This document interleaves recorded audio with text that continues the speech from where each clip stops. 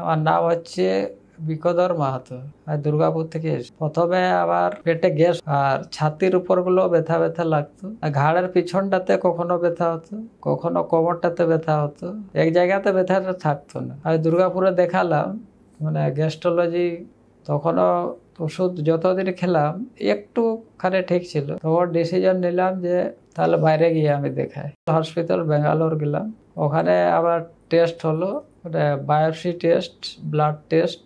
তারপরে উনি বললেন যে সিটিসিআর একটা টেস্ট করতে হবে, টেস্টটা করালাম। তো ওখানে বললো যে ক্যান্সার আছে।